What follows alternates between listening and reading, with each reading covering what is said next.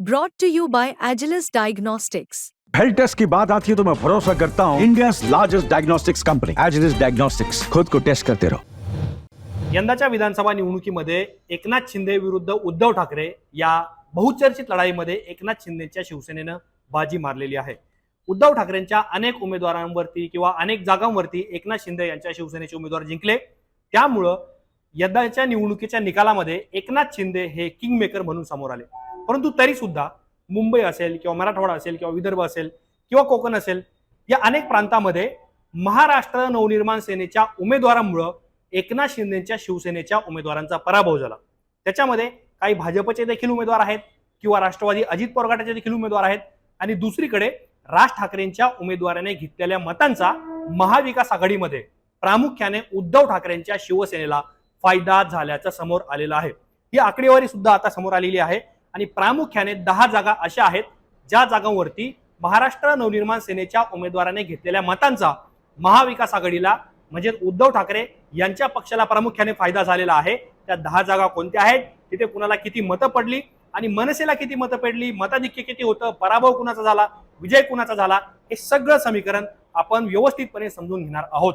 नमस्कार, मी आतिक आणि मुंबई तक मध्ये तुम्हा सर्वांचं स्वागत आहे। आता सुरुवातीला ज्या 10 जागा आहेत त्या 10 जागांमधली पहिली प्रमुख आणि महत्त्वाची जागा म्हणजे वरळी विधानसभा मतदारसंघ। वरळीमध्ये शिवसेना ठाकरे गटाकडून आदित्य ठाकरे हे निवडणुकीच्या रिंगणात होते, अर्थात निसटता म्हणजेच 8,801 मतांनी त्यांचा विजय झाला। मिलिंद देवरा तिथे पराभूत झाले तेवढ्याच मतांनी आणि त्याच ठिकाणी महाराष्ट्र नवनिर्माण सेनेचे उमेदवार संदीप देशपांडे यांनी 19,000 मतं घेतलेली आहे।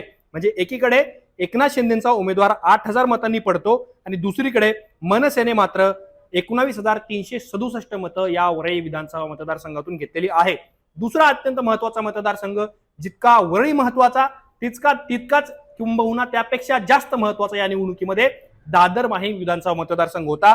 कारण तिथे राज ठाकरे यांचे चिरंजीव त्यांचे पुत्र अमित ठाकरे हे निवडणुकीच्या रिंगणात उतरलेले होते। त्यांच्या राजकीय आयुष्यामध्ये ते एंट्री मारत होते, परंतु त्यांचा पहिलाच पराभव हा दादर माहीम विधानसभा मतदारसंघातून झालेला आहे।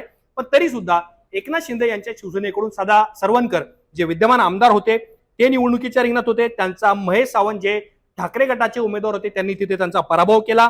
1,316 मतांनी सदा सरवणकर यांचा पराभव झाला, ते दुसऱ्या क्रमांकावरती राहिले आणि अमित राज ठाकरे हे तिसऱ्या क्रमांकावरती होते, त्यांनी मतं मिळवलेली होती 33,062। पुढचा मतदारसंघ विक्रोळी विधानसभा मतदारसंघ, इथे ठाकरे गटाचे सुनील प्रभू हे विजयी झालेले आहे आणि शिंदेच्या शिवसेनेच्या सुवर्णाताई कारंजे यांचा तिथे पराभव झालेला आहे। 15,526 मतांनी सुनील प्रभू जिंकले, कारंजेंचा तितक्याच मतांनी पराभव झाला। परंतु या जागेवरती मनसेच्या विश्वजित ढोलम यांनी 16,813 मतं घेतलेली आहे, जी मतं ही विजयी झालेल्या उमेदवाराला जेवढं मताधिक्य मिळालं त्याच्यापेक्षा सुद्धा जास्त आहे। पुढची जागा महत्त्वाची म्हणजे जोगेश्वरी पूर्व विधानसभा मतदारसंघ, जिथून मुंबई उत्तर पश्चिमचे खासदार रवींद्र वायकर यांच्या पत्नी मनीषा वायकर या शिवसेनेकडून निवडणुकीच्या रिंगणात होत्या, परंतु तिथे ठाकरे गटाचे अनंत नर हे विजयी झालेले आहे। त्यांचं मताधिक्य आहे 1,541 आणि मनसेच्या भालचंद्र अंबुरेंनी मतं घेतलेली आहेत 12,805। त्याच्यामुळं दिंडोशी विधानसभा मतदारसंघामध्ये सुद्धा असंच काहीसं चित्र आपल्याला पाहायला मिळतंय। दिंडोशीमध्ये ठाकरे गटाचे सुनील प्रभू हे विजयी झालेले आहे, तिथे शिवसेनेच्या संजय निरुपम यांचा पराभव झाला।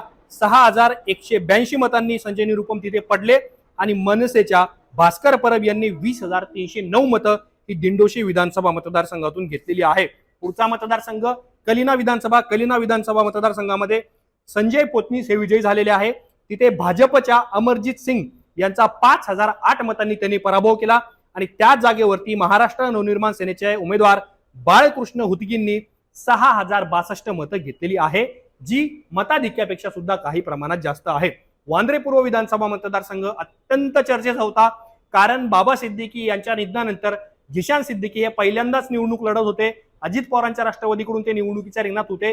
वरुण सरदेसाई हे ठाकरे गटाच्या तिकिटावरती लढले आणि जिंकले सुद्धा। त्यांचं मताधिक्य किती होतं तर 11,365 मतांनी सरदेसाई जिंकले, तिथे जिशान सिद्दीकी यांचा पराभव झाला आणि वांद्रे पूर्व या जागेवरती मनसेच्या उमेदवार तृप्ती सावंत यांनी 16,074 मतं घेतलेली आहे, जी मतं ही मताधिक्यापेक्षा अधिक प्रमाणात आहे।